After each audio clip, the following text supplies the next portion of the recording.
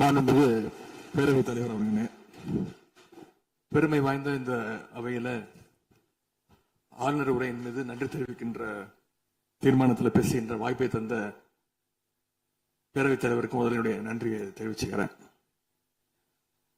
அதுமாதிரி நம்முடைய மாண்பு முதலமைச்சர் அவர்களுக்கு திராவிட முன்னேற்ற கழகத்துடைய சட்டமன்ற உறுப்பினர்கள் அனைவரின் சார்பாகவும் எங்களுடைய பிறந்தநாள் வாழ்த்துக்களையும் நான் தெரிவிச்சுக்கிறேன்.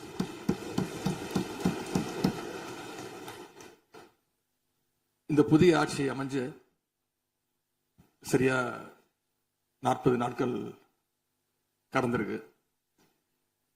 ஆளுநர் உரையின் போது நானும் எங்களுடைய சட்டமன்ற உறுப்பினர்களும் இந்த 40 நாட்கள்ல இந்த அரசு என்னென்ன பணிகள் செஞ்சிருக்கு, ஏதாவது திட்டங்கள் கொண்டு வந்திருக்காங்களா, ஏதாவது சாதனைகள் செஞ்சிருக்காங்களான்னு ஆவலோடு காத்துக்கிட்டு இருந்தோம். ஆனா எங்களுக்கு வெறும் ஏமாற்றம் மட்டுமே எஞ்சியது. அப்படி எதுவுமே ஆளுநர் உரையில எங்களுடைய கண்களுக்கு படவில்லை, எங்களுடைய காதுகளுக்கு கேட்கவில்லை. அதே ஒரு நம்பிக்கை வாக்கெடுப்பின் போது நான் பேசும்பொழுது குறிப்பிட்டு பேசினேன். ஆளுநர் வருவாரு, ஆளுநர் உரையின் மீது வந்து பேசும்போது தமிழ்தாய் வாழ்த்துக்கு முதலிடம் கொடுங்க அப்படின்னு சொன்னேன். பேரவையின் அனுமதியுடன் அலுவல் நேரம் நீட்டிக்கப்படுகிறது. அதே போல தமிழ்தாய் வாழ்த்து முதல்ல பாடப்பட்டுச்சு. உடனடியாக தேசிய கீதமும் பாடப்பட்டுச்சு. தமிழ்தாய் வாழ்த்து ஒரு முறையும் தேசிய கீதம் 2 முறையும் பாடப்பட்டுச்சு. மரபு மீறல் நடந்திருக்கு. இதுவரை கடைபிடிக்கப்பட்டு வந்த மரபை மீறி 2 முறை தேசிய கீதம் பாடப்பட்டிருக்கு. இதே கோரிக்கையை இதற்கு முன்பு இருந்த ஆளுநர் எங்களுடைய ஆட்சி காலத்திலையும் வச்சிருந்தார். ஆனா எங்களுடைய தலைவர் அப்பொழுது மிக உறுதியாக இருந்து இந்த அவையுடைய இறையாண்மையை நாங்க பாதுகாத்திருக்கிறோம். பதவியேற்பு தான் ஆளுநர் மாளிகையில நடந்துச்சு. அங்க அவர் கேட்டுக்கொண்டபடி தேசிய கீதம் வந்தே மாதரம் எல்லாம் பாடினாங்க. ஆனா இப்போ ஆளுநர் உரை மக்களால் தேர்ந்தெடுக்கப்பட்ட பிரதிநிதிகள், சட்டமன்ற உறுப்பினர்கள் நாம பணி செய்கின்ற இந்த சட்டமன்றத்துல தான் வாசிக்கப்பட்டிருக்கு. இது நம்மளோட டெரிட்டரி. இந்த நம்மளுடைய டெரிட்டரிய ஏன் ஆளுநர் கிட்ட கொடுக்கிற அளவுக்கு இங்க என்ன காம்ப்ரமைஸ் நடந்துச்சு அப்படின்னு மக்கள் கேட்க ஆரம்பிச்சிருக்காங்க. மாண்பு உறுப்பினர், ஆளுநர் உரையாற்ற வந்தபோது தமிழ்தாய் முதல்ல பாடப்பட வேண்டும் என்கின்ற இந்த அரசின் உறுதியான கொள்கையில் நாங்கள் நின்றோமா, இந்த அவை நின்றதா என்பதை நீங்கள் முதல்ல பார்க்க வேண்டும்.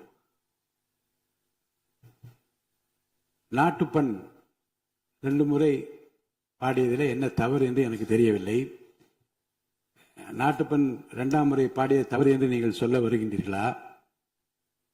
அப்படி தவறு என்றால் அது எந்த அடிப்படையில் தவறு என்று சொல்ல வருகிறீர்கள்? நமக்கு வேண்டியது நம்முடைய தாய்மொழிக்கு முக்கியத்துவம் தர வேண்டும், உறுதியாக நிற்க வேண்டும். இந்த அரசு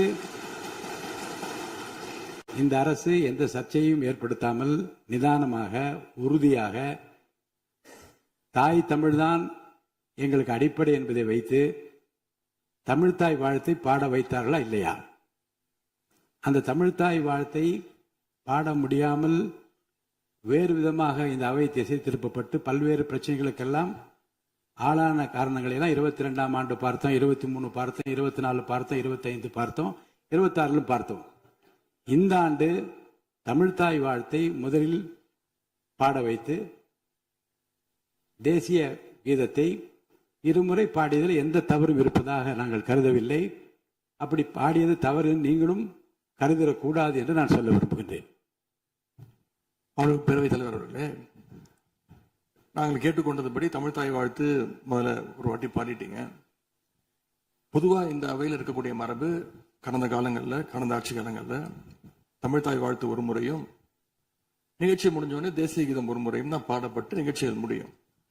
ஆனா இந்த முறை நாங்கள் கேட்பது ஏன் 2 முறை தேசிய கீதம் பாடப்பட்டது அப்படிங்கிறது மட்டும்தான் எங்களுடைய கேள்வி. அப்புறம் தமிழ்தாய் தமிழ்தாய் வாழ்த்தையும் 2 முறை நீங்கள் பாட சொல்லி உங்களுடைய ஆளுநர்கிட்ட நீங்க ஒரு கோரிக்கை வச்சிருந்திருக்கலாம். அது இங்க பேசும்போது உறுப்பினர்கள்லாம் ஆளுநர் அவ்வளவு மகிழ்ச்சியாக இருக்கிறாங்கன்னு சொல்லி ஆளுநரை விட நீங்கெல்லாம் ரொம்ப மகிழ்ச்சியா இருக்கிறீங்க. தமிழ்தாய் வாழ்த்தை வந்து ஆளுநர் முன்னாடி நாங்க பாடி காட்டிட்டோம் அப்படின்னு பெருமை பொங்கு இங்க எல்லாம் பேசிக்கிட்டு இருக்கிறீங்க. நீங்க சொல்றதை பார்த்தா தமிழ்தாய் வாழ்த்தை விட ஆளுநர் தான் உங்களுக்கு முக்கியம் அப்படிங்கிற எண்ணம் எங்களுக்கு ஏற்படுது, மக்களுக்கும் ஏற்பட்டுக்கிட்டு இருக்கு. நாட்டுக்கு தாடியும் பொதுப்பணித்துறை அமைச்சர். மாண்புமிகு பேரவைத் தலைவர்களே, தமிழ்தாய் வாழ்த்து எங்களுடைய முதல்வருக்கு உயிருக்கு எந்த அளவிற்கு முக்கியமோ அதே அந்த அளவுக்கு நாங்கள் முக்கியத்துவத்தை தருவோம். மாண்புமிகு எதிர்க்கட்சி தலைவர் அவர்கள் எதிர்க்கட்சி இல்ல அவங்களுக்கு நாங்களும் பேச விட மாட்டோம். இல்ல மாண்புமிகு நீங்க ஒத்துழைப்பு கொடுக்கலன்னா நாங்களும் பேச விட மாட்டோம். மாண்புமிகு அமைச்சர், நாங்கள் தமிழக அரசுடைய ஸ்டாண்ட வந்து நாங்க பேசுறோம். எங்களுக்கும் குரல் கொடுக்க தெரியும். இந்த அவை மாண்பை நாங்களும் பாதுகாக்கிறோம். மாண்புமிகு எதிர்க்கட்சி சொல்லக்கூடிய நோக்கம் தமிழக மக்களுக்கு தவறுதலா சொல்லக்கூடாதுங்கிற பதிவை நாங்கள் செய்கிறோம். எங்களுடைய முதலமைச்சருடைய எண்ணம் என்ன, தமிழக மக்களுடைய எண்ணமோ அதுதான் எங்களுடைய முதலமைச்சருடைய எண்ணம். கடந்த 3-4 வருடங்களாக தமிழ்தாய் வாழ்த்து இங்க பாடப்படல. ஆளுநரை எதிர்த்தீர்கள், வெளிநடப்பு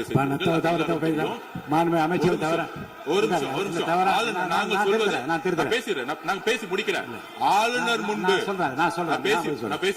ஆளுநர் முன்பு மாண்புமிகு அமைச்சர் அவர்கள் ஒண்ணு தமிழ்தாய் வாழ்த்து பாடப்பட்டது. இல்ல நான் சொன்னது, நான் கருத்து என்னன்னா ஆளுநர் முன்பு பாடப்பட்டது கிடையாது. அதுதான் நான் சொல்ல வரேன். நான் பேசிடுறேன். ஆளுநர் புறக்கணித்தார், அதற்கு பின்பு பாடப்பட்டது. ஒரு நிமிஷம் நான் பதிவு பண்ணி ஒரே நிமிஷம் நான் பதிவு பண்ணிடுறேன். நான் எங்களுடைய பதிவை நாங்க பதிவு பண்ணிடுறோம். அதுல சொன்ன வார்த்தைகள் வந்து எங்களுக்கு வந்து கஷ்டமா இருந்துச்சு. காம்ப்ரமைஸ்ங்கிற வார்த்தை வந்து எங்களுக்கு கடினமா இருந்துச்சு. நாங்க திருப்பியும் நாங்க பதிவு பண்ணிக்கிறோம். எந்த விதமான காம்ப்ரமைஸும் கிடையாது. தமிழ்தாய் வாழ்த்தை முதலில் பாடப்பட்டது எங்களுடைய முதலமைச்சருடைய வெற்றி, தமிழக மக்களுடைய வெற்றிங்கிறத நாங்க பதிவு பண்ணி எந்த காம்ப்ரமைஸும் இங்க நடக்கல. அதை நாங்க பதிவு பண்றோம்.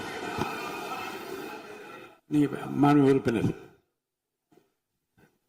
பேரவைத் தலைவர்களே, நாங்க மீண்டும் அதான் கேட்கிறோம். தமிழ்தாய் வாழ்த்து ஒரு முறை பாடிட்டீங்க, அதுக்கு வாழ்த்துக்கள். ஏன் தேசிய கீதம் 2 முறை பாடப்பட்டுச்சு? அப்ப ஆளுநர்கிட்ட நீங்க கோரிக்கை வச்சிருக்கனால நீங்க தேசிய கீதம் 2 முறை பாட பண்ணணும்னா நாங்க தமிழ்தாய் வாழ்த்து 2 முறை இல்ல 3 முறை நாங்க போடுவோம்னு சொல்லி அதை நீங்க செஞ்சு காட்டிருக்கணும். அதுதான் நான் கேட்கிறேன்.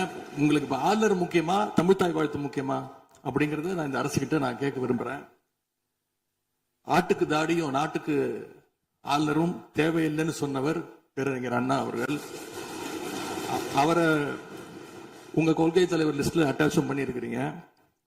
ஆனா இன்னைக்கு ஆளுநரை தலையில வச்சு கொண்டாடிட்டு இருக்கீங்க. நான் கேட்க விரும்புது, நீங்க எல்லாம் சேர்ந்து